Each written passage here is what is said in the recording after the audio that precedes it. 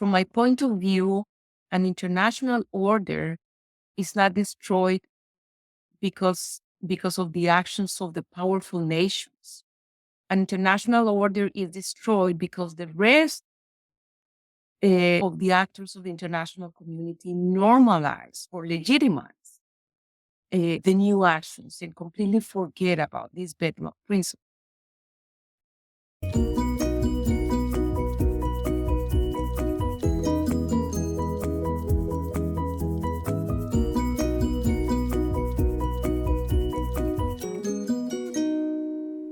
Welcome to the Lawyering Peace interview series, where we explore the art of diplomacy and the legal frameworks that underpin peace processes.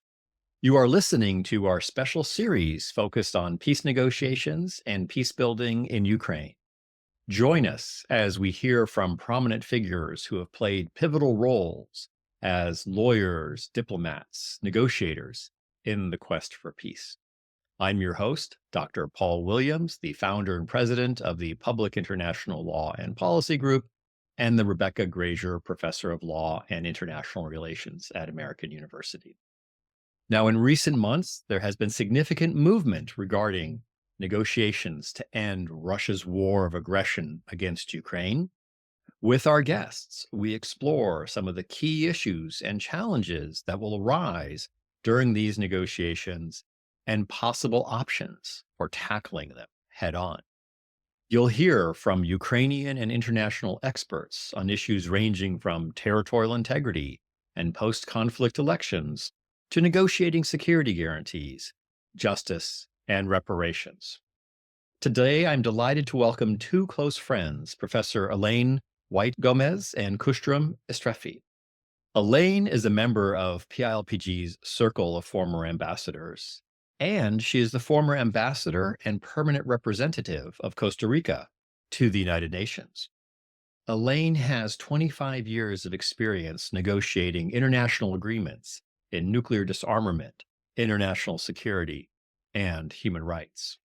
In 2017, Elayne served as the president of the United Nations conference that negotiated and adopted the Treaty on the Prohibition of Nuclear Weapons. She is also a senior fellow of the United Nations Institute for Disarmament Research and a professor at Johns Hopkins School of Advanced International Studies. And she is Costa Rica's first woman and person of African descent to serve as the Vice Minister of Foreign Affairs in Costa Rica. Welcome to the program, Elayne. Thank you for having me, Paul. It's my pleasure to be here with all of you. Great. Now, Kushtrim is a PILPG Senior Peace Fellow and an assistant professor of human rights law and public international law at Utrecht University. Kushtrim serves as the chief legal advisor to the Kosovo Ministry of Foreign Affairs on accession to the Council of Europe.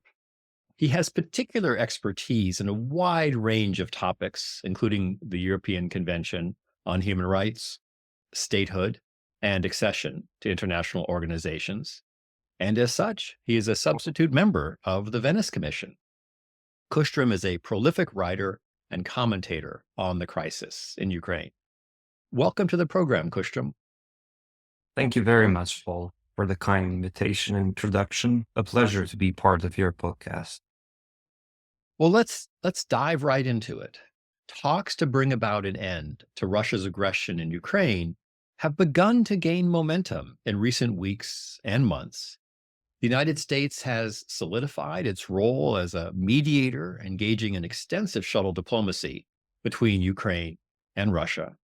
There has been a dramatic shift, however, from the United States being aligned with Ukraine to repositioning itself as, I would say, an intensely assertive mediator. And as a consequence, a key concern for Ukraine and its allies remains the question of Ukraine's occupied territories and their status in any future peace agreement with Russia. Now, it's no longer necessarily the case that the United States shares Ukraine's views on Ukrainian territorial integrity with respect to the Crimea and to the Donbass and to some of the newly occupied territory. So with that in mind, this episode will discuss questions relating to Ukraine's territorial integrity and the importance of maintaining its rightful territorial claims during these upcoming peace negotiations. We'll kick off by providing a primer on the legal basis for Ukraine's claims, and we'll consider the tools available to Ukraine and its allies as it engages in negotiations now and in the future in an effort to end Russia's war of aggression and create the foundation for a lasting and durable peace. So let's begin. Kushtrim, for those who may not be familiar, can you briefly explain the legal basis for Ukraine's right to its internationally recognized borders? Thank you, Paul. Now, as this is a case of full-scale aggression against Ukraine, an independent state, and it's not a dispute about a specific borderline, I find it important to differentiate different aspects of borders and to decouple them in order to answer the question. The first aspect related to border is the idea of Ukraine's territorial integrity and sovereignty.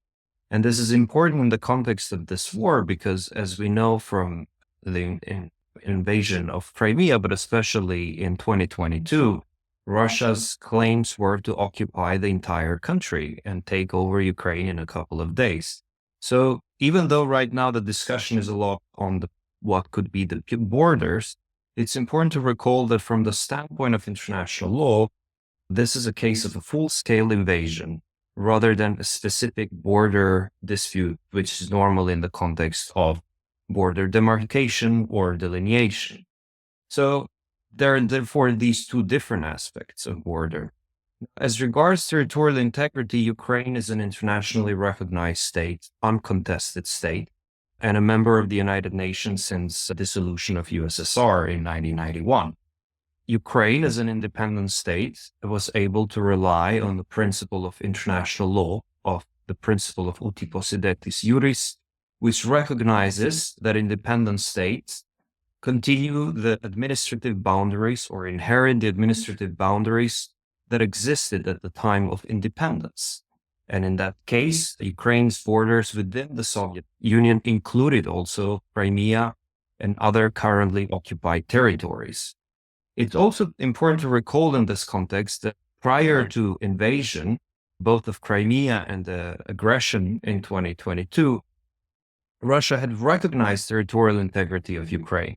So this was also not contested even from the side of Russia, even though I will explain some of the peculiarities of how Russia has used the border question to exercise other wider claims. So in December 91, first there was the Belovesia Accords between Russia, Ukraine, and Belarus, and later the Alma-Ata protocols where other former Soviet Union states joined and agreed to the inviolability of existing borders within this, what was called the Commonwealth. Now, in 97, Russia and Ukraine also signed a binding treaty, which called both parties to base relations on the principles of mutual respect, territorial integrity, and inviolability of borders. So from the standpoint of international law, it's quite obvious and clear that the current internationally recognized borders of Ukraine have been uncontested and remain Ukrainian from the standpoint of international law. So there are these types of disputes on border demarcation, but they must be resolved through peaceful means. So, however, Russia has historically used the border issue, border questions, to rather explain the type of feudal relation that it has aimed to establish with Ukraine since its independence. Practically, Russia has never suggested where the borderline should be, or it is. So there is no disagreement as such in terms of specific borderlines. But throughout, for example, in the past, it has conditioned the recognition of Ukraine's territorial integrity with the stationing of the Black Sea Fleet in the Crimean Peninsula. In the 95 Sochi Accords, it has again recognized Crimea as being part of Ukraine. but pushed for exclusive basing rights at Sevastopol as part of a long lease.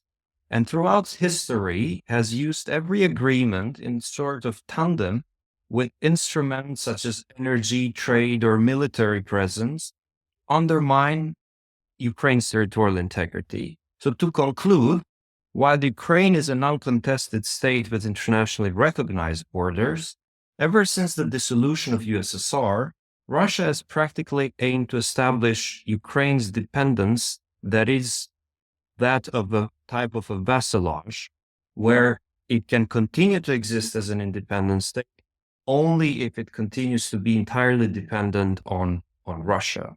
And certainly this is not in line with international law, both with regards to the type of interference, but also that it prohibits threats or use of force under international law. I will stop it here. Well, thanks, Kushtrim, for that international law 101 in terms of Ukraine's right to its territorial integrity and what the Russians have been trying to do to undermine that right. Now, Elayne, let's pivot to you and let's draw upon your experience of over 25 years negotiating agreements. How would you recommend, or how do you see these territorial issues being, well, Ukraine's right to its territorial integrity, which have been recast as territorial issues by Russia? How do you see them being dealt with in a peace process and a subsequent peace agreement? And what risks are there to Ukraine and also to the region and globally if these issues aren't handled or addressed properly? Well, actually, in preparation for this conversation, I checked the United Nations treaty section where most countries of the world register their treaties, where most treaties have been signed are registered. And indeed, you find the treaty between Ukraine and the Russian Federation on the Ukrainian-Russian state border that was signed in at the beginning of the century. And I believe it was even signed by President Putin in this case. So the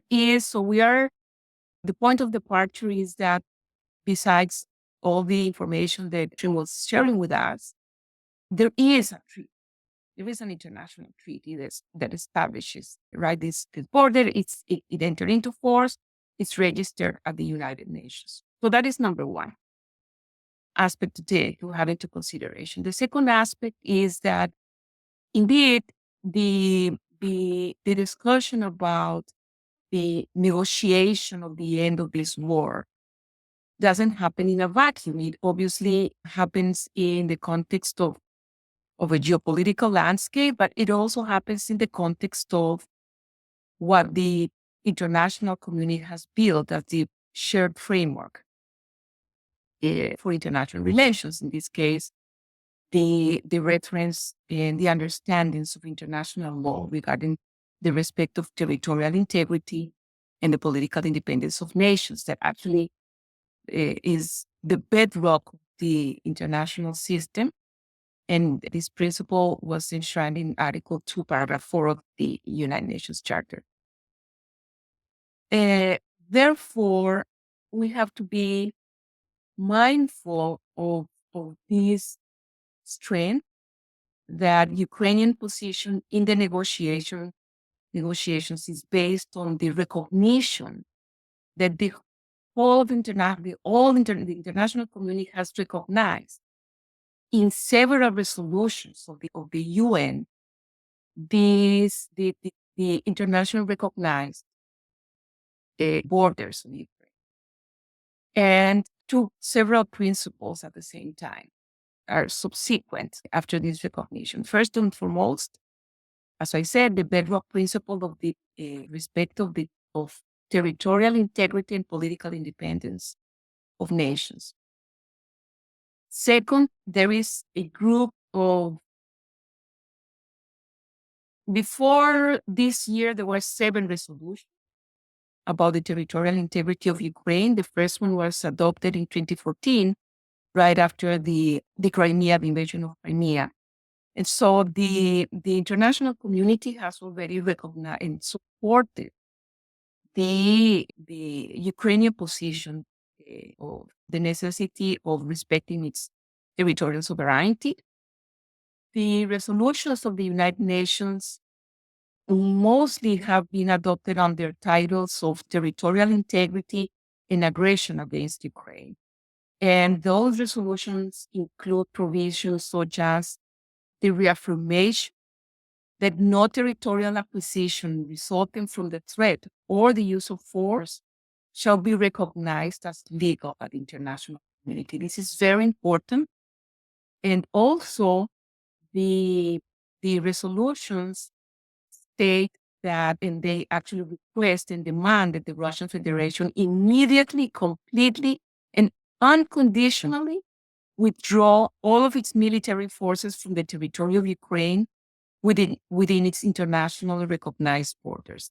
So this is basically to say that the international community has recognized the need to frame the international negotiations under international law, the respect of sovereignty, the respect of the borders of Ukraine as they were recognized. But this is very important also when we talk about the act of aggression, the concept of act of aggression, and the call of the international community to not legally recognize any alteration of the territorial integrity of Ukraine.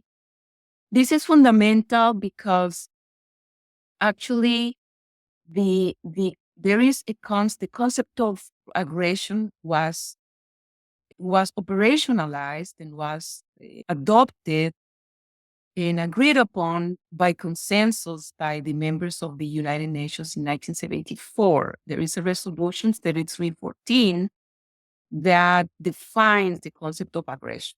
And the concept of aggression has some examples of acts that would be considered as an act of aggression.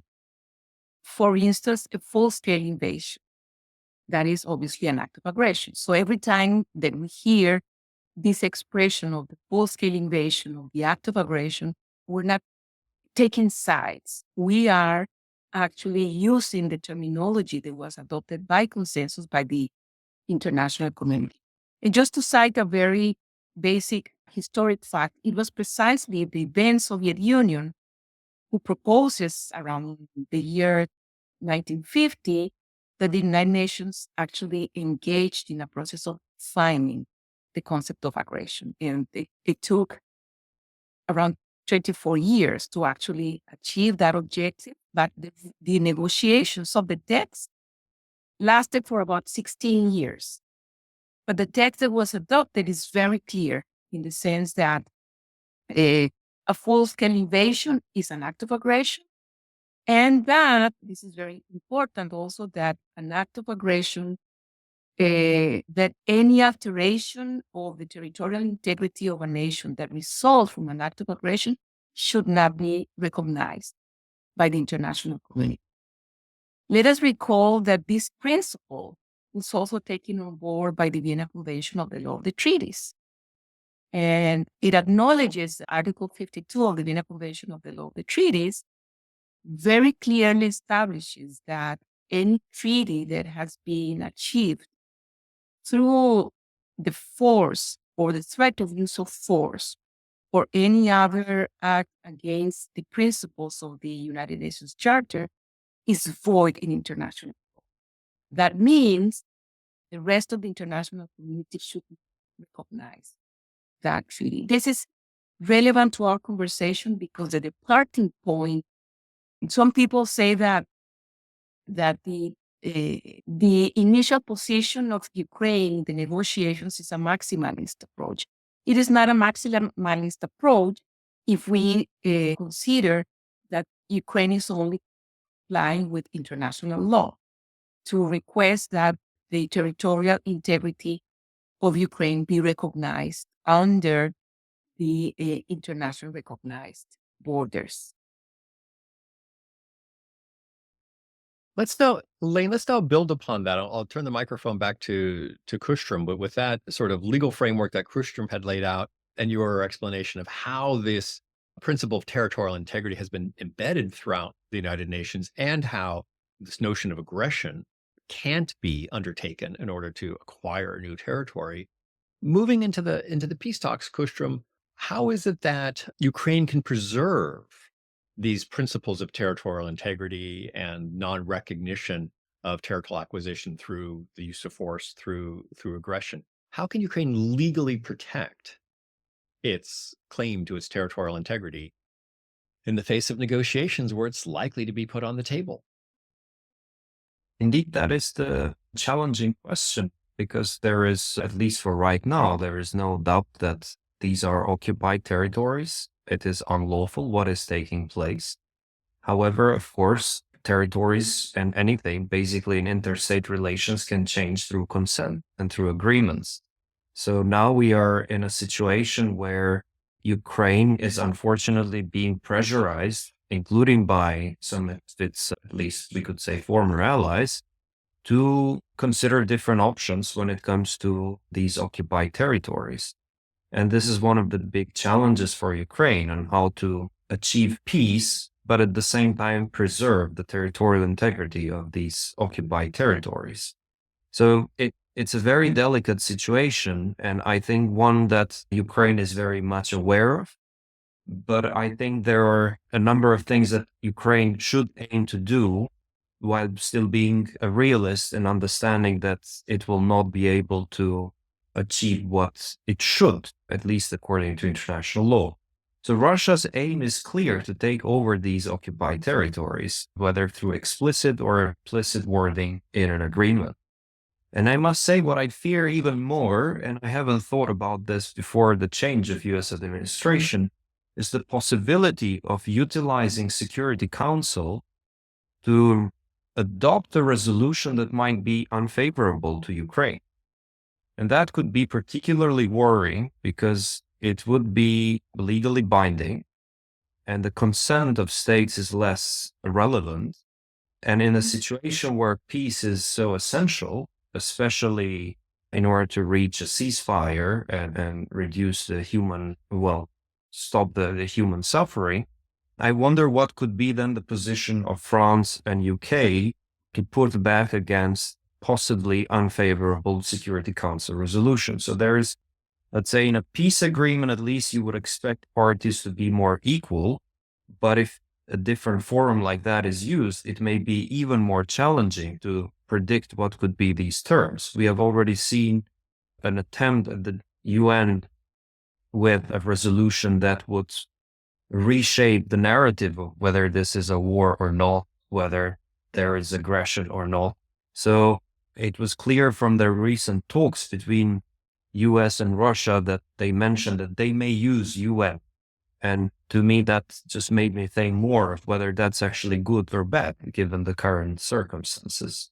So, but what Ukraine could or try to do under current circumstances is, to an extent possible, try to adopt a language in an agreement where these territories would not be named in a way that would create some sort of acquiescence or an implicit recognition of this unlawful situation to become lawful.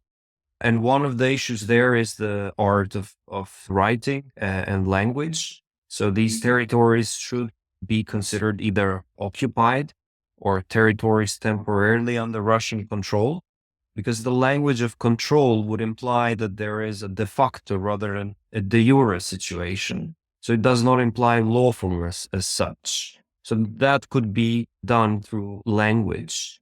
Language, however, could also be used to create more uncertainty in these agreements. And I think Ukraine could issue a unilateral declaration which creates international legal obligations to clarify what it considers to be the meaning of these terms. And through such an agreement could add at least interpretative weight to any kind of a peace treaty. Third, I think it should continue to utilize, to an extent possible, the General Assembly of the United Nations to continue to call this an act of aggression, which would then help in combination with what Elayne said, to consider possibly the illegality of any bias agreement or coercive agreement if that could take place. Then fourth, what I think is important is that the European allies continue with their efforts on accountability with regards to aggression tribunal, the claims commission, and other types of initiatives to make sure that these initiatives combined maintain the legality of Ukraine's territorial integrity over the occupied territories, and that once there is space for hopefully regime change in Russia, that there could be circumstances for reintegration of the territories. But the risks are high. Not until recently it was because of the war between two imbalanced powers, but now unfortunately also because of the imbalanced support at the international level or by important international players. So the risks continue to remain. Kushtrim, let me pick up on that and turn to you, Elayne, to dive a little bit into even more detail about the language in the peace agreement. Ideally, the language says, Ukraine regains control of its entire territory as recognized by international state in 1991. But if that's not in there, and it's not likely to be in there, and they come under pressure to use vague words or to somehow cede territory to Russia, what would you be advising the Ukrainians to be putting into the peace agreement to preserve and protect their right, and as Kushtrim says, their ability subsequently, maybe after a change in regime in Russia down the road, to regain all of their territory without any occupying Russian forces on it? Right. So I would like to build on something that Kushtrim was actually mentioning, which is the possibility that Ukraine has to deliver an unilateral declaration that clarifies any terms, but terms in the actual the treaty they write. But obviously, the word that needs to be avoided in any moment is the expression of disputed territory or disputed lands. Those are not disputed; they are illegally occupied according to international law. So that is number one. But a possibility that is used many times to avoid adjectives, adjectives, because we understand that the Russian Federation would not be interested in such a clarification in a treaty they would sign in 2025. So they may resort to just mentioning the legal text or the existing legal instruments. So, for instance, to refer to the treaty they signed in, I think it was 2003, or that entered into force in 2003. That is the treaty that defined the border between the two.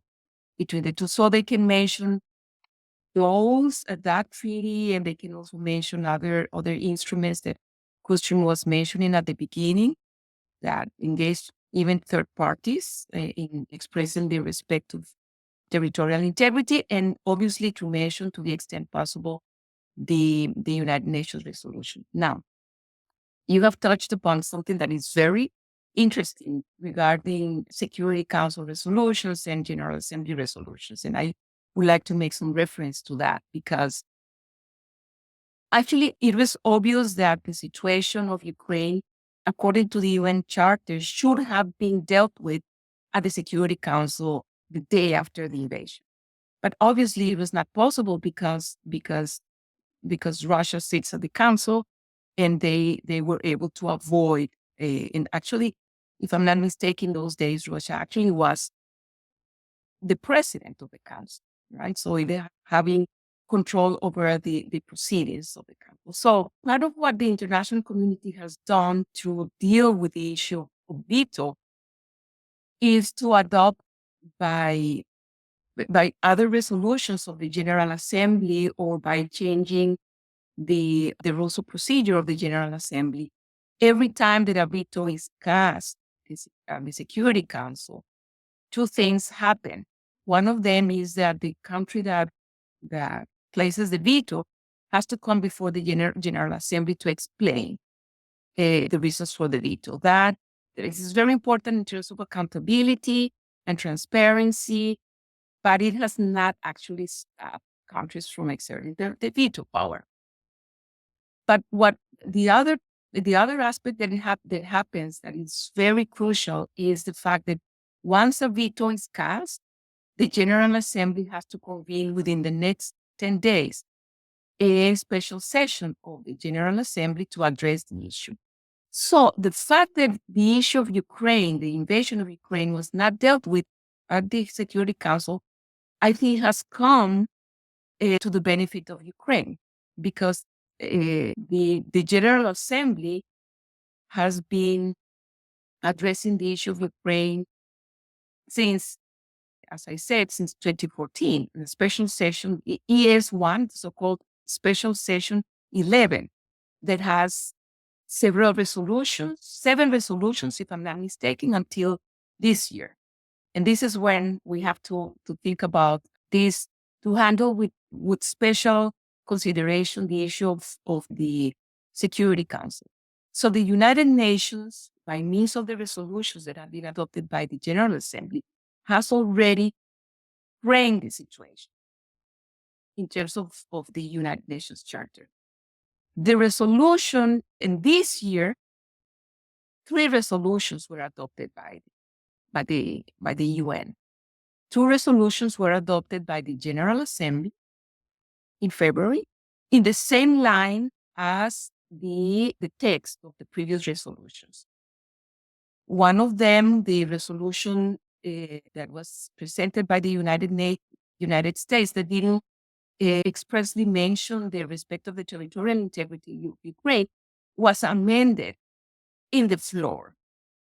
It was amended because the European Union presented some amendments that were adopted. So the 2 resolutions that were adopted by the General Assembly follow the same line of the respect of the territorial integrity of Ukraine. But the resolution that was adopted by the Security Council doesn't mention that at all, because Russia vetoed the amendments that the European Union wanted to include, so that very specific language was included. And this is very, very, very strategic, because that resolution that I mentioned that defines the concept of aggression, adopted 3314, that was adopted in 1974, adopts the concept of aggression, but it gives the Security Council the power to declare that a given situation doesn't constitute an act of aggression because it's not grave enough. And that we have to be very, very careful about, because we at any moment we could see an initiative to bring to the Security Council a resolution that leads the Russian Federation of any responsibility for an act of aggression, and that would leave then the lack of recognition of any alteration of the borders of Ukraine. And that is really crucial, because resolutions of the Security Council are supposed to be legally binding, all of them. But according to the rulings of jurisprudence by the International Court of Justice, that might not be true in all cases. We will have to go resolution by resolution to establish the legally binding nature of the resolution itself. So in general, yes, they should be legally binding, as opposed to the nature of the resolutions of the General Assembly, which are recommendations. But according to the jurisprudence of the International Court of Justice, we just have to go case by case. The big question would be whether a resolution that is adopted by the Security Council that contradicts the will of international community and the UN Charter, if that would be legally binding. Whether they can use Chapter 7 or some other to change the law or override the law. And I think this is why I'm so excited to have this conversation with the two of you, because look, the principle of territorial integrity is a bedrock principle of the global order. And it's going to be one of the main topics of negotiation between Russia and Ukraine. And you've identified 3 or 4 ways just here in these last few moments how it could go awry, and how this principle, this bedrock principle, could be eroded. Well, Kushtrim, one of the ideas that's floating around is to have an international administration of the territory in the interim period, like there was in in Kosovo with the UN mission in Kosovo, like there was in East Timor with UNITAS, and like there's been in a few other places, Bosnia, the Office of the High Representative. What are your thoughts on some sort of international administration of the occupied territories? And what are the advantages and what are some of the risks of that approach? Indeed, the idea has been floating now for a while that there could be different modalities on how these occupied territories could be somehow administered, at least for some time. And we have different models of the so-called international administration of territory. So there's, in a way, no size fits all and no single model that is preferred as such. And it's also hard to answer what could be, whether it's a good or a bad idea.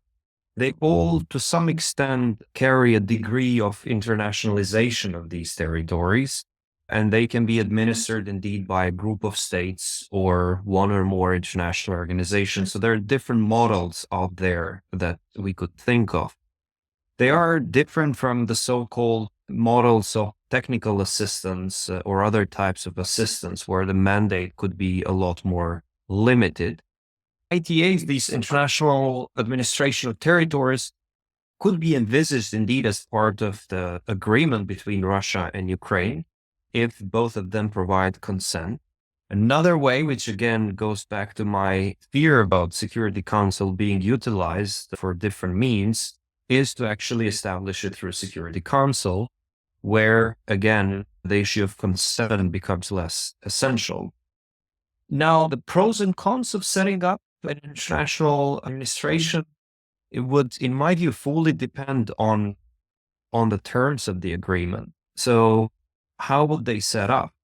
Who will administer them? What kind of organization will be involved? Will it be US and EU or OSCE, which is a lot more favorable for or favored by Russia in these types of disputes? Who will provide security guarantees? So there will be the civilian, but also the military dimension of it. What territories will be administered? Will it be only the Russian occupied or also perhaps borderline in Ukrainian controlled territories? Will there be an end plan to this or not? So if they are set up adequately, I think they can help ease the tension and build confidence for full reintegration. But if they are not done adequately, this could be also a form of a trick, so to say, to maintain the status quo and gradually use this to question the legality of these territories. So I think it's important that Ukraine is very aware of these risks, and they have continuously raised the issues of security guarantees and what states should be involved and so on. But a lot will depend on what other states will do to step in and ensure that there will be a fair civil administration, if that is agreed, of course, by parties. In that case, I think the administration would be a lot helpful to manage these territories temporarily and then leave space for full reintegration to Ukraine's territory. Elayne, I want to pick up on something that Kushtrim had just said about, the international community stepping in and ensuring that an international administration is fair. Shifting slightly, what can the international community do to step in, or the friends and allies of Ukraine, beyond what we've just talked about with the United Nations, do to ensure that Ukraine maintains its territorial integrity throughout the negotiations and the implementation of a peace agreement? Obviously, Ukraine's territorial integrity is a crucial issue for Ukraine, but it's also a crucial issue for states all around the globe. And what can they be doing to help preserve and protect this principle and help the Ukrainians maintain their territorial integrity?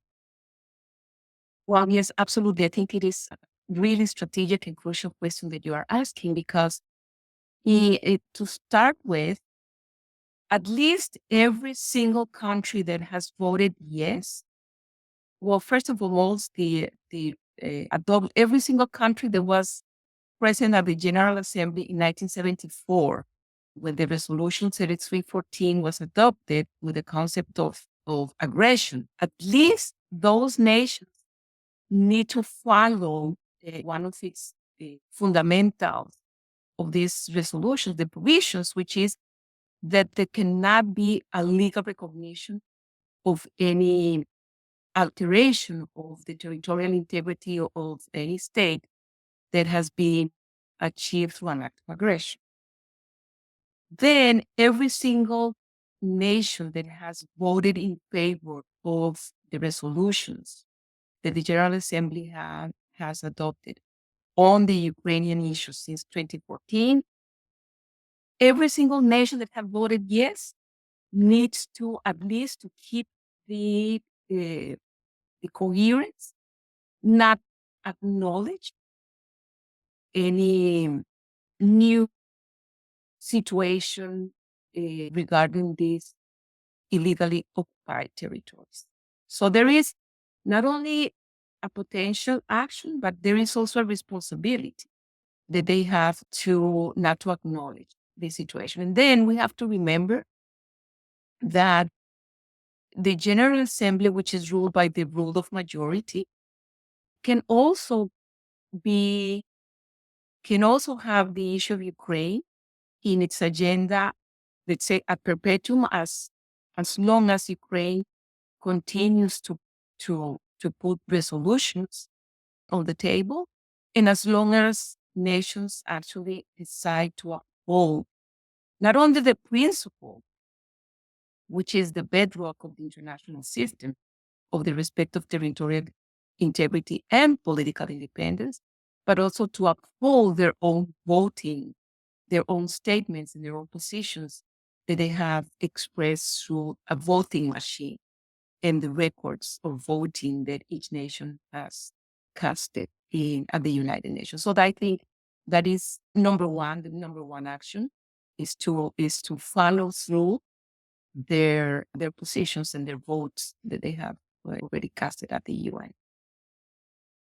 Well, let me shift gears a little bit now to historical narratives. And Kushtrim, you and I have seen this in the work that we've done in the Balkans, that, in the hot conflict, during the peace process and after the peace process, the parties continue to articulate, rewrite history. The Russians are very busy at this very moment rewriting the history of Ukraine and Ukrainian-Russian relations. How worried should we, the Ukrainians, the international community, be about Russia's efforts to rewrite the historical narrative? Clearly the law isn't on their side. So they're and there's always the International Court of Justice and other mechanisms to interpret the law, but there really isn't a global body to interpret history. So the Russians are doubling and tripling down on changing the historical narrative. Talk to us a little bit about that. Yes, thanks for the question, Paul. This has always bothered me as well. And you rightly mentioned the case of the Balkans. And if we look at what is going on, it's clear that this narrative has started together with the war. So it is already there. So we should be worried about it and about the way it will continue. And unfortunately, also Russia is known for expertise in gaslighting when it comes to these matters. So if you already look at how some members in the Western part of the world is already accusing Mr. Zelensky and questioning what triggered the war and so on, you already see how this narrative, unfortunately, it is already taking shape and it is beyond the Russian border already.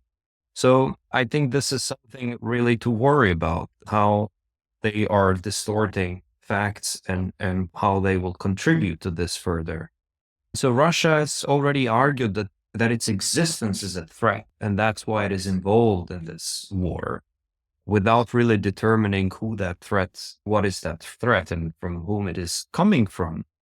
It has argued that it is exercising the right to self-defense, that this is about self-determination, even has gone as far as to say that it is prohibiting genocide in Ukraine. So we have seen all types of distortions in this process.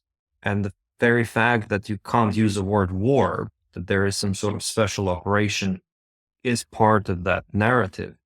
It has even gone as far as to argue that Ukrainian soldiers have been involved in trafficking of human organs, which, as we know, we have heard similar fabrications in the past.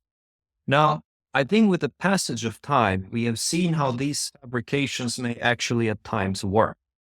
So, especially when mediators and facilitators start to use the language of both sidism and start to appease the perpetrator with the hope that somehow this will lead to contribution or maintenance of peace and security, is a risk where this type of narrative starts to become adopted also by other countries in one way or another.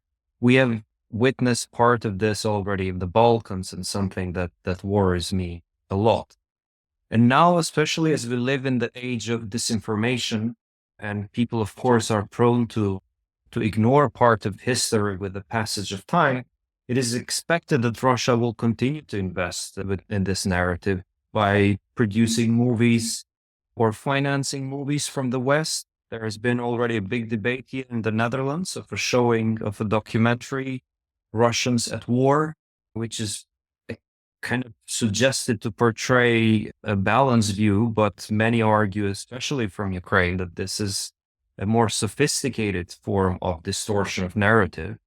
So we see already this playing out with social media, investing to ban the accounts of many Ukrainian officials based on all types of investments to reach that outcome. And in the future, it may even use international forums, NGOs, and even courts to try to distort certain parts of history. Now, fortunately, Ukraine is one of the most well-documented wars so far. So the one thing that I think is impressive what Ukraine has done is documentation. And so it helps a lot to counter this narrative. And it has done an excellent job by registering every massacre, death, injury, distraction, including in terms of infrastructure and so on. The role that register of damage, for example, plays goes beyond the idea of accountability mechanisms. It's really a record of truth, in my view. And I think it's important that Europe, even if these mechanisms are not strong enough, that they continue to support these mechanisms, aggression tribunal, register of damage, claims commission, to also preserve the truth. I also hope that many states will exercise their universal jurisdiction to try individuals even beyond the idea of the aggression tribunal. However, I fear that the battle of narrative will remain even after the battle in the field is over. So that's something for Ukraine to remain vigilant and continue to work on documentation, history, and perhaps at some point ask the General Assembly to establish, like with the Srebrenica genocide, a day of remembering of the aggression, and try to maintain the facts also through these types of international instruments and remembering. Thanks, Kushtrim. That's very helpful for our audience to get their heads around this. It seems that the territorial integrity of Ukraine is being attacked legally, politically, as part of the negotiation process, and even historically through the historical narrative that the Russians are trying to shape. So, Elayne, let's turn to you and give you the last word. What other strategies would you recommend that Ukraine and its allies be pursuing in order to strengthen its territorial claim and face down the opposition by Russia and its allies to this bedrock principle of territorial integrity? Well, I really liked this proposal by Kushtrim to have Ukraine lead some some international initiative to constantly remember the the invasion.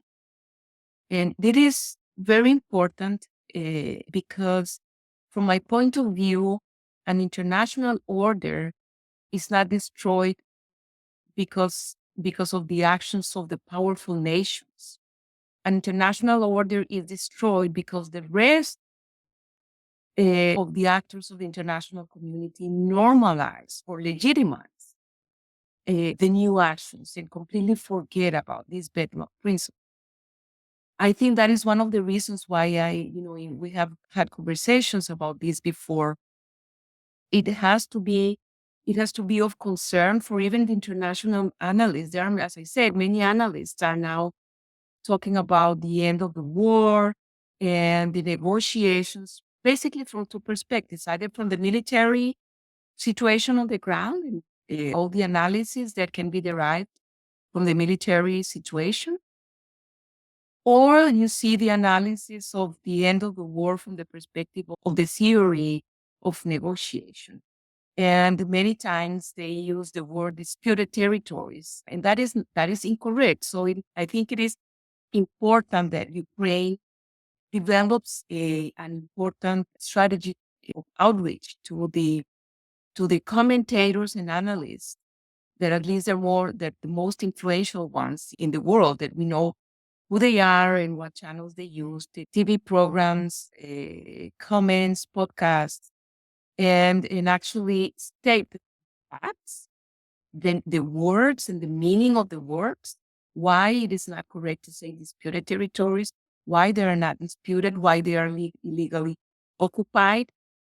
I think it is very important that Ukraine engages with the opinion makers. And yes, I think even the facts, I think that you have talked about the facts. Ukraine is to have a fact sheet. And because any of the explanations that have been put on the table by the other party actually contradict facts. For instance, the very fact that the treaty that defines the border between the two nations actually was signed, if I'm not mistaken, by President Putin himself. If his signature is not there in the treaty, that treaty was signed, was negotiated, signed, and entered into force under his watch. Well, he was, already a president of the Russian Federation. This is very important because in the narrative, the Russian Federation says, is very critical of, for instance, the actions by former President Yeltsin, and they say, oh, Yeltsin was very, naive, and he must have had a treaty, a signed document where the United States commits not to expand NATO, as the phrase is not one inch. The expansion of NATO is not going to be a reality. But in this case, I mean, they cannot cite those historic facts or distance themselves from those historic facts because it was President Putin either himself signing the treaty or the treaty being negotiated and entering into force under his watch. And one of the aspects we know that the validity of treaties is that the parties act accordingly after the entry into force. So the two parties have a very strong fact, which is that treaty that exists that defines the international border. I mean, the border between the Russian Federation and Ukraine, that is the one that has been recognized because it's the one that is registered at the United Nations treaty section, to put it that way. So I think that even if they want to claim the issue of Article 51 of the UN Charter, that they are defending, they are using force as using the right of self-defense. Even the right of self-defense has some characteristics, some categories that need to be met. Requirement of immediacy, the requirement of proportionality, just to cite two.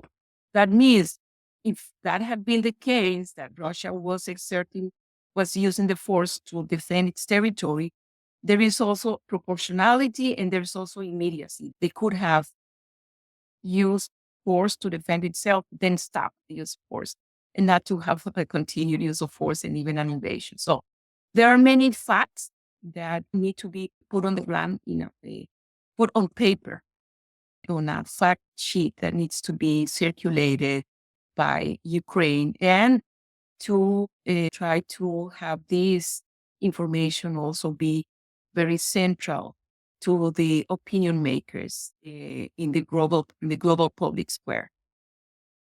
I think, Elayne, thanks for reminding us of that. It's the law, the facts, the history are on Ukraine's side, but for some reason in these last 3 or 4 months, the traction on that has been lost. It's the strategic communication never ends before, during, and after the negotiations. And so I'm grateful for you reminding our listeners of that. Well, it's been an exciting hour that we've spent together. I really enjoyed diving into this question of territorial integrity, how it's under threat, and why that's so important for the international community, and what Ukraine can do as it enters into these peace negotiations and after the negotiations to preserve it. It's always fun having conversations with brilliant minds, brilliant colleagues. So it's been a real honor and a privilege, Elayne and Kushtrim, to have this conversation. And I'm excited to hear the thoughts and the feedback of our listeners. So thank you for sharing your time with me and our listeners. Thank you Like, for having us. I thank- have also enjoyed this conversation very much and learned a lot as well. many thanks.